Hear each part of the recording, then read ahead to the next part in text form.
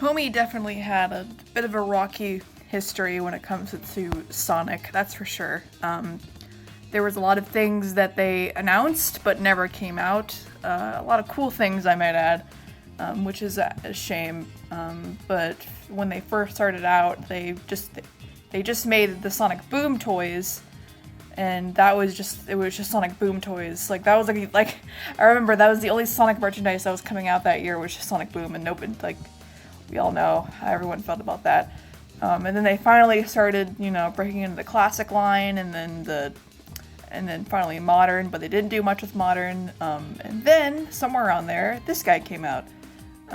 This is regarded to be one of the best items that Tomy released, and I gotta agree.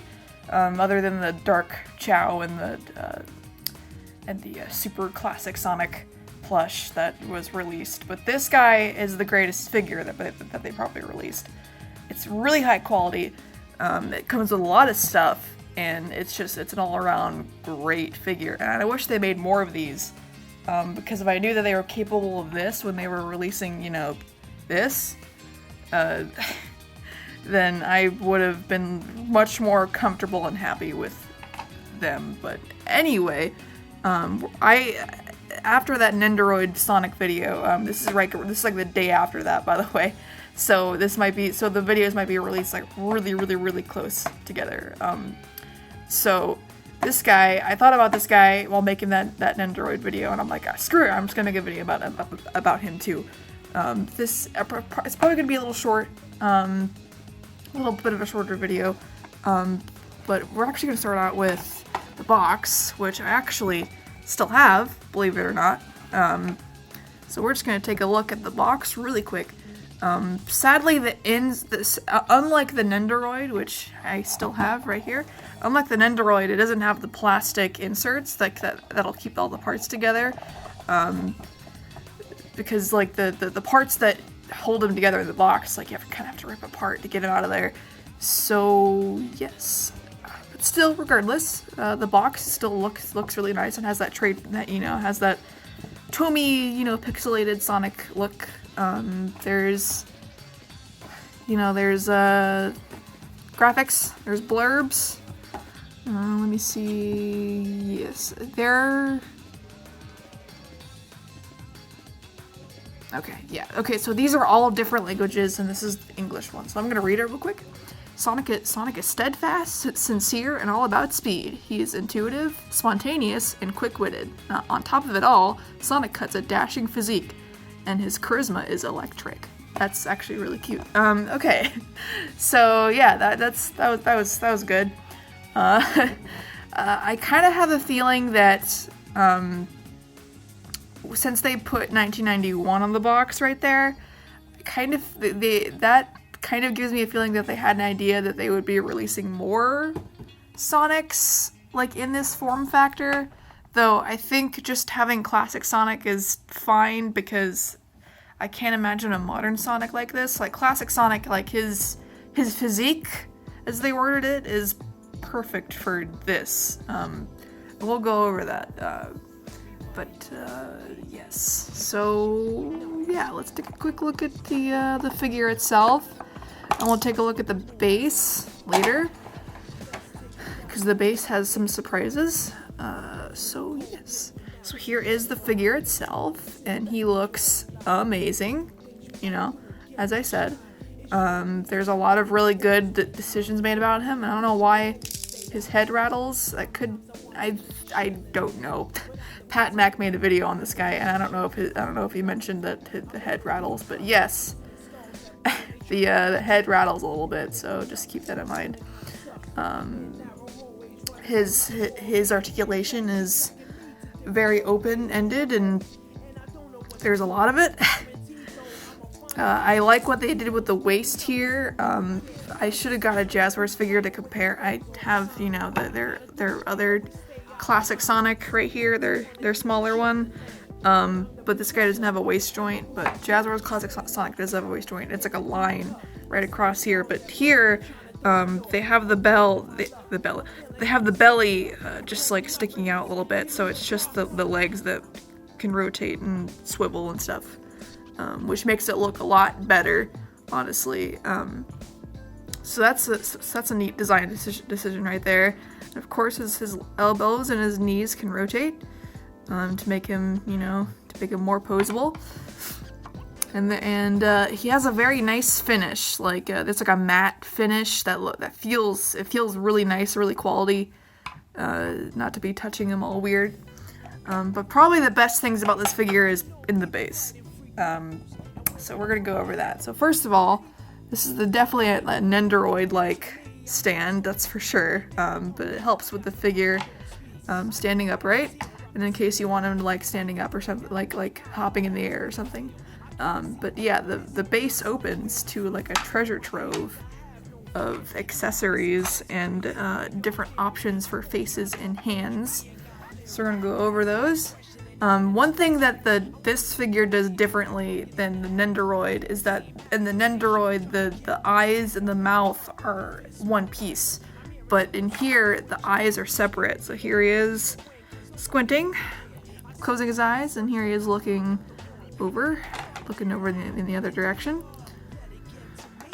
And here is a laughing mouth from that one artwork. You know the one. Here's a frown. And here is a, like a face. And then he has a few hands. And you can have two options of giving him the waving figure in either hand if you'd like. Here's a ring. Here's a hand for holding the ring. At least I'm assuming that's what it's for. I could be wrong, but because the other accessory, the best accessory that he comes with is the chili dog. He comes with a chili dog, and that is definitely the best accessory I've ever seen a Sonic figure come with. I remember Tomy actually did release a Sonic Boom figure that had a chili dog with it, and that was just great. And he has a few open hands, because you need those. And he also has a chili dog holding hand, which is same as the ring holding hand, but the grip is a little bigger, so he can hold the chili dog. But one thing I've noticed is it doesn't really sit, like it doesn't snap in place, it just sits, so it's like loose. But that's, that's not really a big deal. And here is a little stand in case you want to put the ring on the base next to him. So here's the Green Hill grass in case you want it to be next to him while he's just standing there. You could be grabbing it, could be anything you want. So yes, I'm gonna put all those back in the base. So yes, so I love all the accessories that it comes with. It's perfect, and I love how it just goes in the tray. The one thing I wish that the base did was that it snapped together, because it's just like a lid. It doesn't really, it's, But other than that, it's perfect. So actually, you know what? I should look at the accessories. So there is one thing that I personally don't like about this figure, and that's changing out the hands. Now with the Nendoroid, it's understandable that with the Nendoroid, it's easier and works better. But here it's like a ball joint that you have to force it in. It's really hard to get a good grip on the arm and the hand that you want to put in, and there's no satisfying snap. So that's the one thing that I don't like about this figure, is changing out the hands. So we're gonna see if we can. So there we go. There's that's how it looks, and of course his glove wrinkles are separate, and they're loose on the figure. But they're not going anywhere. If you hear the garbage truck, I'm sorry, but because it's very loud. So yeah, you kind of just have to, force it on there. And if you get a grip on his hand, the loose cuff around his wrist, kind of gets in the way of you snapping the hand all the way in. So. One thing that Pat Max said in his video is that it's very easy to swap out the hands, and I'm like, it's not that easy. It's kind of like a fight, honestly. Like even right now I'm having like a hard time. So that's the one thing I don't like about this figure, is that it's a little rough to get the hands switched out. But this is probably the best that I can do. Garbage truck. Hold on, give me a second. It's 2:30 afternoon and the garbage truck man is just coming in. Just now. They usually do it like very early in the mornings where I live, but not today apparently. I just didn't want to. I just didn't want to be talking and have like loud garbage truck noises to be happening behind me. Hopefully it'll stay away for the remainder of the video. But so yes. Where were we? We were at the hands. So there we go. There's the hands. That's the chili dog hand. I usually have him holding the chili dog because that's the best part about this figure. But I'm gonna show you how to. I'm gonna show you what it looks like when you switch out the face. So I usually take out the mouth first, and then take out the eyes. There we go. That's how he looks like without his face. I like to have the laughing one because I love that artwork. You're supposed to actually, you know what? You're supposed to do the eyes first and then the mouth. I think the instructions that are in there say you do the eyes first and then the mouth, and then when you take it out, you do the mouth first and then the eyes. So yes. So there we go. Now he has a chili dog.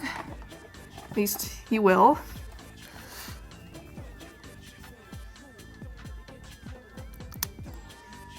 And of course, just sits. So there we go. Whenever I have him on my shelf, he's just standing there laughing because he has his chili dog, and that's just great. So yeah, that's pretty much all I wanted to talk about with this video, because I love this figure and it's amazing. Hopefully you can still find it. Tomy does not do Sonic figures anymore, sadly. And no one really knows what happened there. They just stopped. With really like no word or announcement, which is a shame because they had a lot of cool stuff on the way and it seems like they were just getting started. But then Jakks Pacific came out with all those bendy figures like a year ago. Oops. Yeah, so the rest is history.